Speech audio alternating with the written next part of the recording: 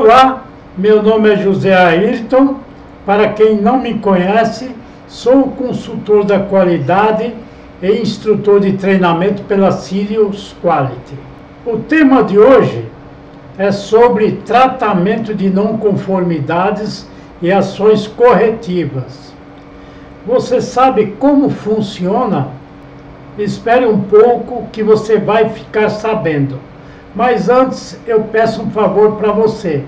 Se você não é inscrito neste canal, se inscreva, deixe seu like, seus comentários, compartilhe o vídeo e acesse o sininho para que eu possa trazer vídeos novos como este.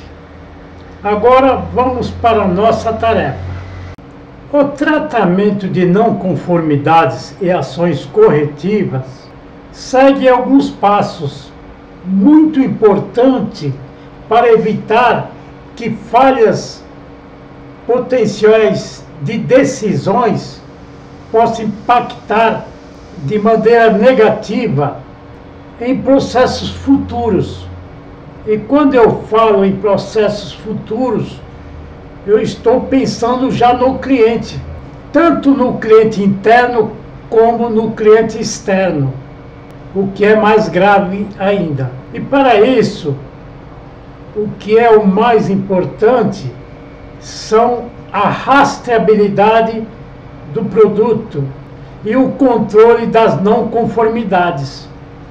Isso é muito importante para que possa ser feito levantamentos para detectar a origem do problema.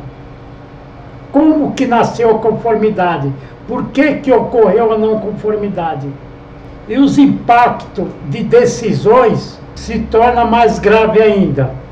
Vamos fazer uma análise da porta. Vamos supor que a empresa comprou uma matéria-prima para fazer um determinado produto. E na inspeção de recebimento existe um inspetor que liberou aquela matéria-prima, tomou a primeira decisão. Ali abriu a primeira porta, onde a matéria-prima passou. Quando a peça ou a matéria-prima entra em processo, abriu a segunda porta. Ali tem um inspetor de processo. Provavelmente, quando ele autorizou aquele material entrar em processo ou aquele componente que se torna um produto, é porque ele inspecionou aquele produto novamente e autorizou.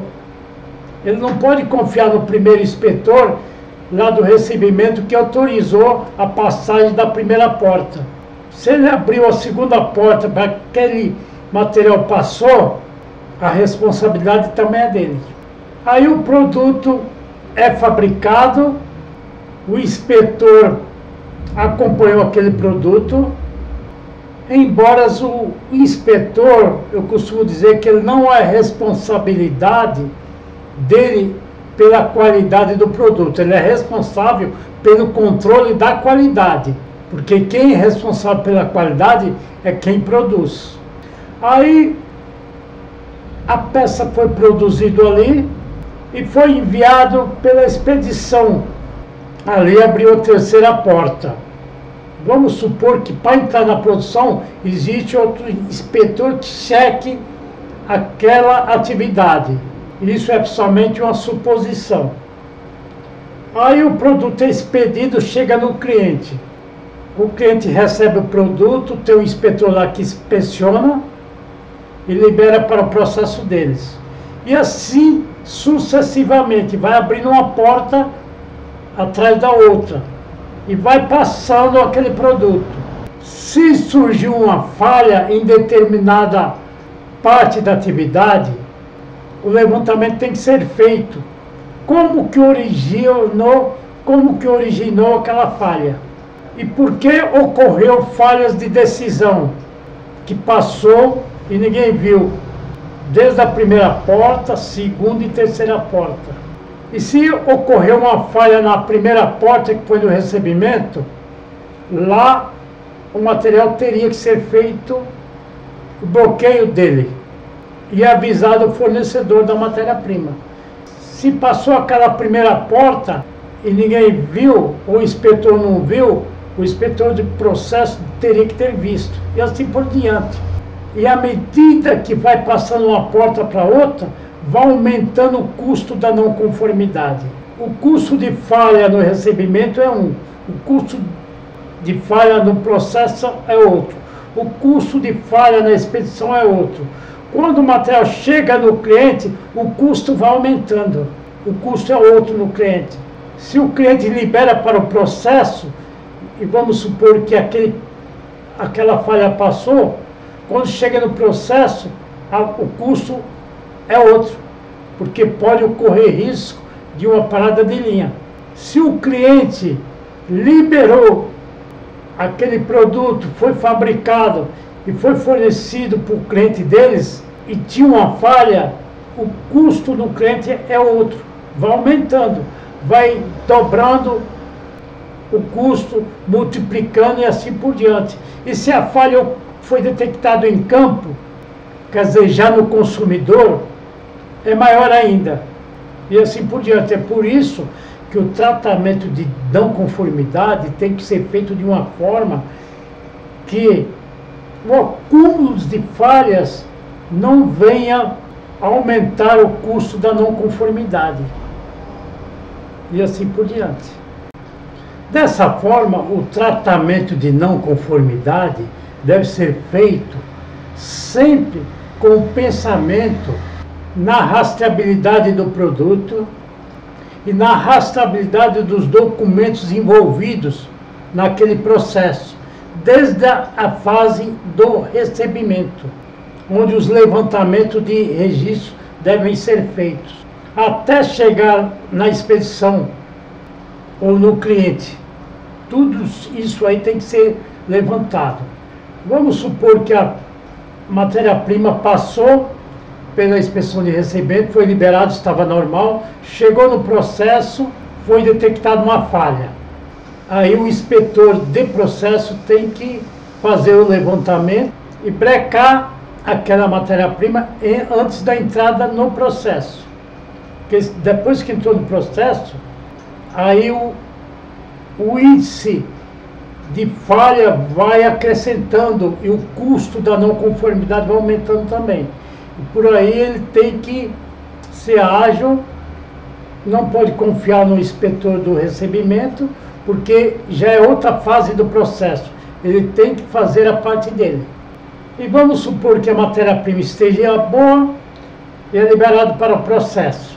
Aí começa a fabricar o produto e ocorre uma falha no processo relacionada à fase produtiva. O que o inspetor tem que fazer? Identificar o produto com falha, já segregar o lote. E nessa identificação tem que ter nome do cliente, código do produto, nome do produto, código da matéria-prima, tipo de matéria-prima, data de fabricação do produto no processo e o tipo de falha que ocorreu. E, paralelo a isso, verificar se foi liberada alguma peça para o estoque ou para a expedição, que são as ações de contenção que deve ser feita, para evitar que produtos com falha seja enviado ao cliente. E se ocorreu de uma parte do lote foi enviado ao cliente, avisar o cliente. Esse é um procedimento habitual que deve ser feito, porque a gente sempre tem que pensar no custo da não conformidade, que quanto maior for a escala de falhas devido passar de fases de processo, o custo é maior para a empresa. Então a gente tem que ter cuidado. Agora entra a fase de ações corretivas. O levantamento dos registros envolvidos naquela não conformidade ou nas fases do processo deve estar sempre disponível para as análises da equipe envolvida naquele processo, para que o tratamento da não conformidade seja feito de forma adequada. Se houver necessidade de retrabalho, aquela etapa do processo deve também ser acompanhado por um inspetor da qualidade para ver o tipo de retrabalho que está sendo feito, se aquilo é o suficiente para estancar a não conformidade e se não vai haver problema do envio ao cliente.